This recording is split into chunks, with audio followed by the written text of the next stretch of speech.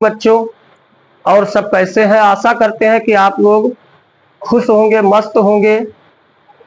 अब हम लोग कल के वीडियो में पढ़ा चुके थे वैद्युत क्षेत्र क्या होता है।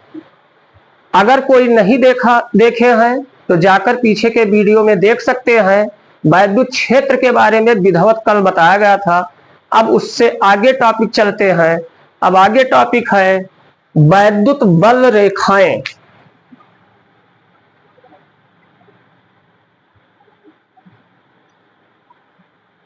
वैद्युत बल रेखाएं, इसे इलेक्ट्रिक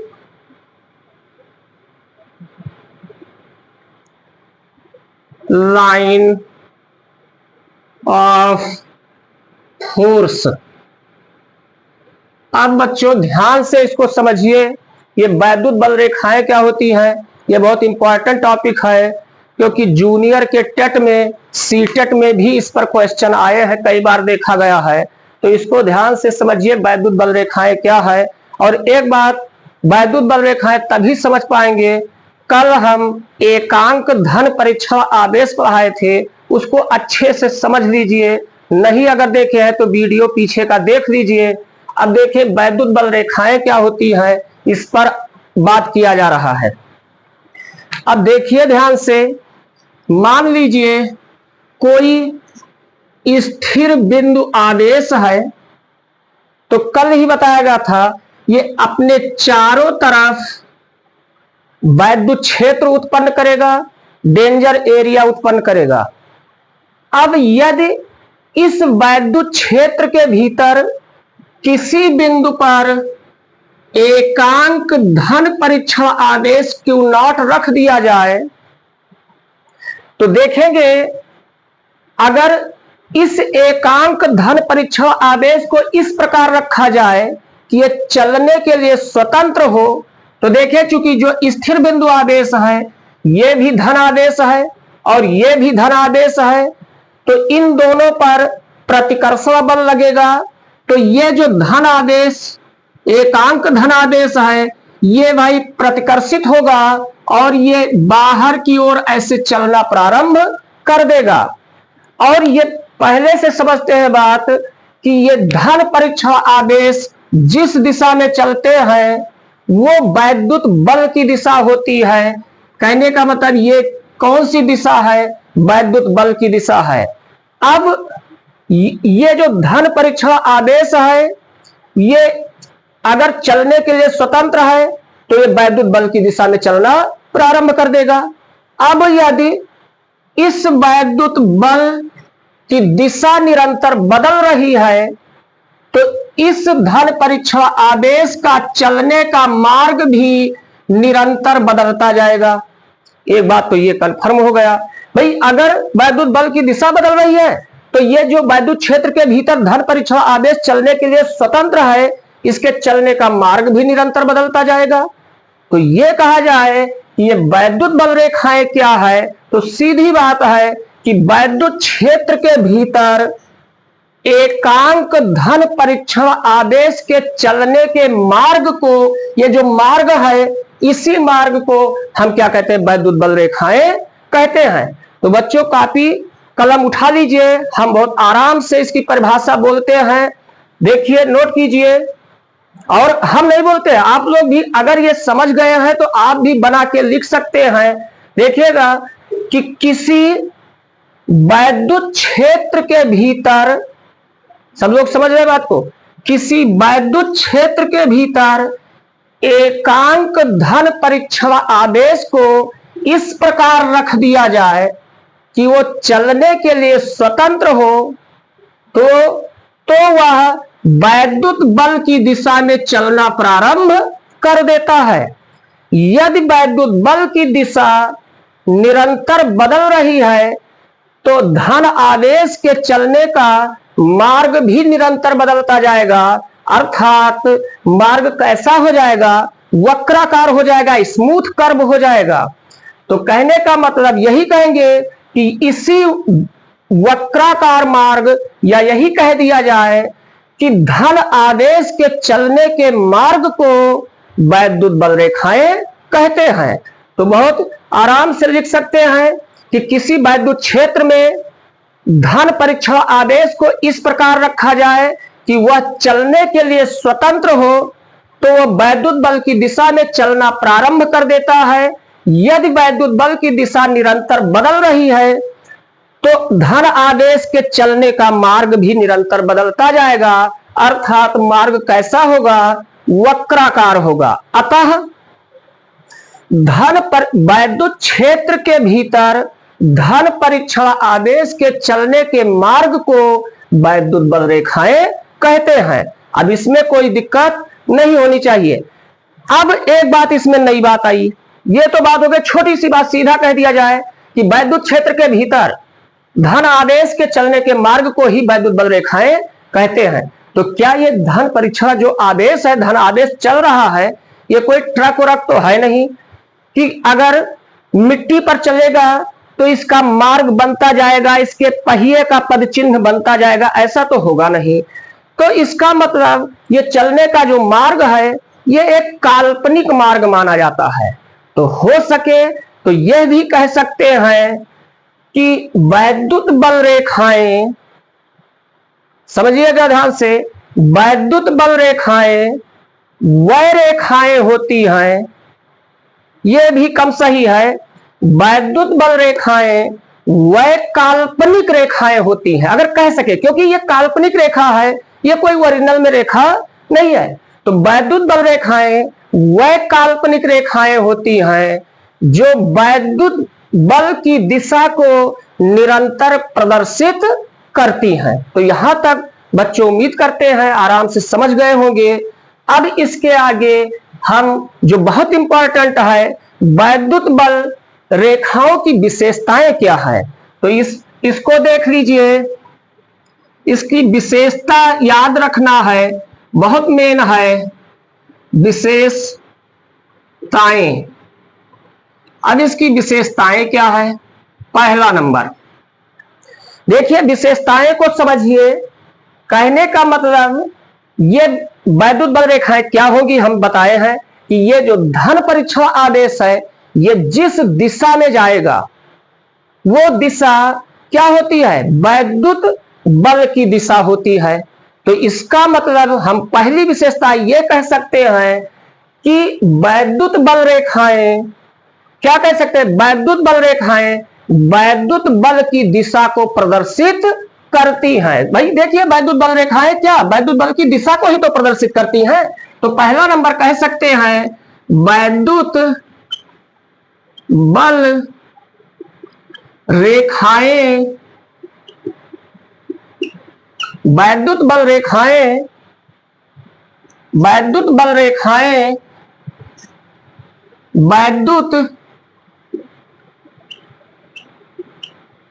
वैद्युत बल रेखाएं वैद्युत बल की दिशा को प्रदर्शित करती हैं। एक बात तो ये कन्फर्म हो गया कि वैद्युत बल रेखाएं वैद्युत बल की दिशा को प्रदर्शित करती है। अब अगर कोई पूछता है कि वैद्युत बल की दिशा क्या होती है, तो वहां पर वैद्युत क्षेत्र के भीतर धन परीक्षण आदेश को रख दीजिए, वो और उसको चलने के लिए फ्री कर दीजिए, वो जिधर भी जाएगा वही वैद्युत बल की दिशा होगी।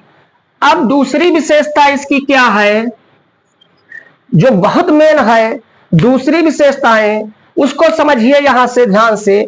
मान लीजिए एक वैद्युत बल रेखा ये है, दूसरी वैद्युत बल रेखा ये है। इसका मतलब यहां पर क्या कंडीशन है कि ये दोनों वैद्युत बल रेखाएं एक दूसरे को किसी बिंदु पर काट रही हैं। अब अगर ये दोनों बल रेखाएं किसी बिंदु पर काट रही हैं, तो यहां इन रेखाओं पर अगर स्पर्श रेखा खींचा जाए, टेंजेंट ड्रा किया जाए, तो इस रेखा की स्पर्श रेखा ऐसे हो जाएगी और इसकी स्पर्श रेखा ऐसे हो जाएगी। इसका मतलब क्या हुआ कि एक इस बिंदु पर दो स्पर्श रेखाएं बन रही हैं। और एक चीज जानिए कि वैद्युत बल रेखा के किसी बिंदु पर खींची गई स्पर्श रेखा वैद्युत बल की दिशा को प्रदर्शित करती है। तो इस बिंदु पर दो स्पर्श रेखाएं बन रही है, इसका मतलब क्या हुआ कि इस बिंदु पर वैद्युत बल की दो दिशा है, जो कि क्या है, असंभव है। एक ही पॉइंट पर वैद्युत बल की दो दिशाएं नहीं हो सकती हैं। तो इस पॉइंट को ध्यान रखना है, बहुत इंपॉर्टेंट है। दो बल रेखाएं एक दूसरे को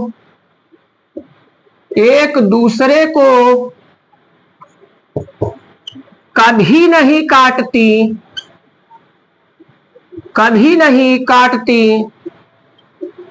क्योंकि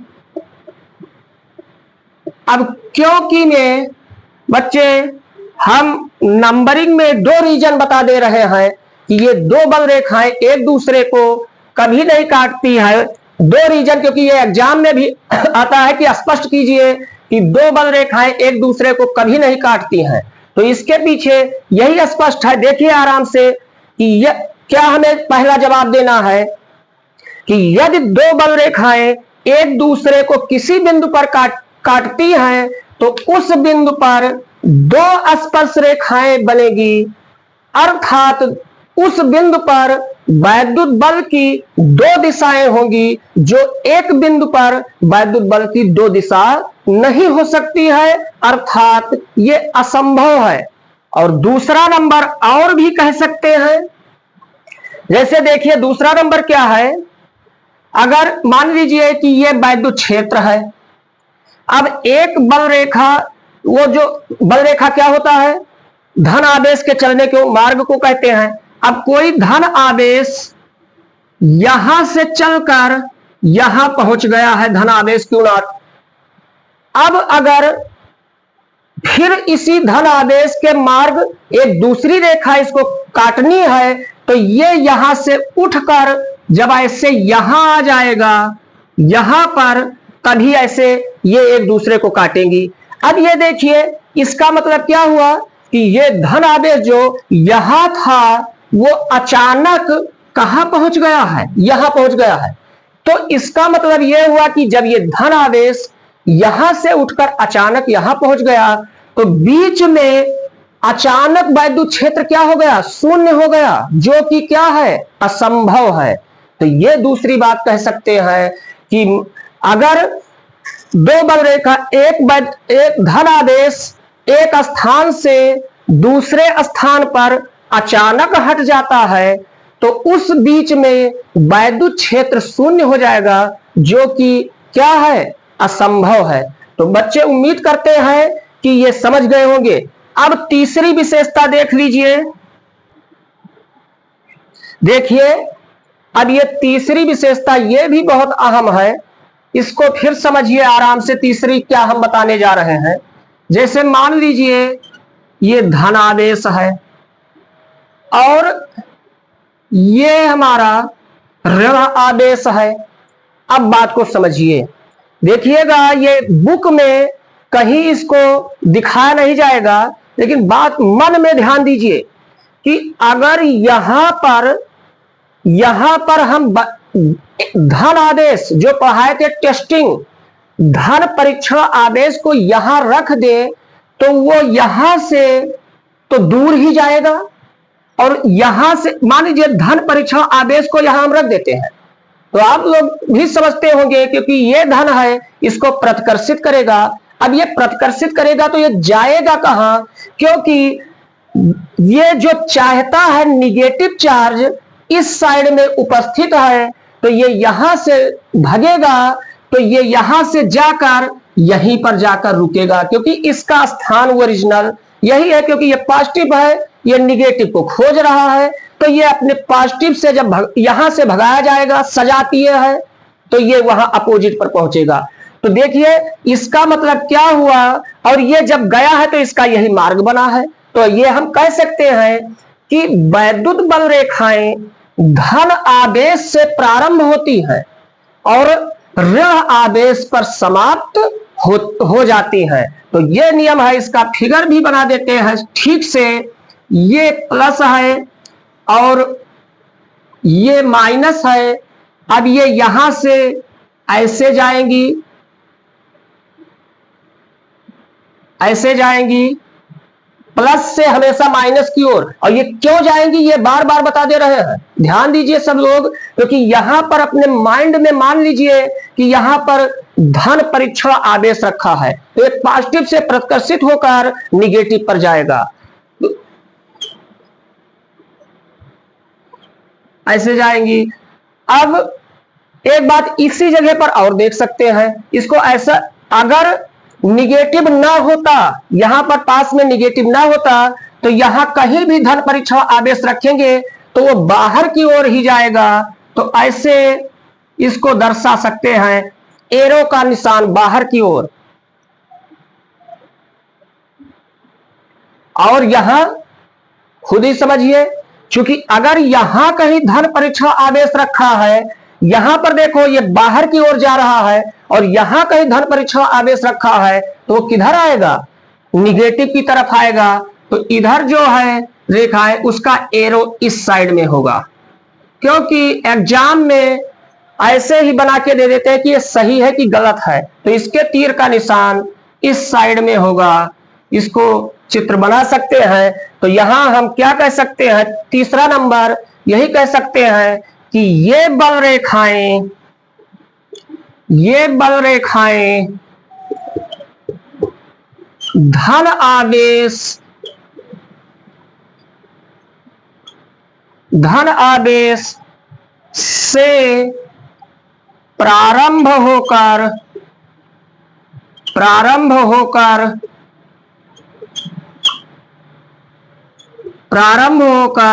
ऋण आवेश पर समाप्त होती है, समाप्त होती है। तो अब देखिए, तो बच्चों उम्मीद करते हैं कि यह समझ में आ गया होगा यहां तक। अब हम यही कहना चाहते हैं आप लोगों से कि अच्छे से मन लगाकर पढ़ाई कीजिए। विशेषकर बालकों के लिए हम ये कहना चाहते हैं कि आप लोग ऐसे ना ऐठे घूमे कि ये तो भारत पुरुष प्रधान देश है, अब जमाना बदल गया है। अगर अच्छे से पढ़ाई नहीं करेंगे तो ये मान लीजिए कि पहली बात तो तुम लोगों की शादी नहीं होगी, अगर शादी भी हो गई तो कुछ दिन बाद पत्नी चली जाएगी और चारों तरफ यही कहोगे कि योगी मोदी से अपील है कि हमारे बच्चे वापस करा दो। अब ये कहना चाहते हैं कि हमारे चैनल का लिंक है @HS दुबे को लाइक करिए, सब्सक्राइब करिए और शेयर करिए। आपका सहयोग हमारा मोटिवेशन है। फिर से एक बार याद दिला देते हैं कि हमारे चैनल का लिंक है @HS दुबे 33।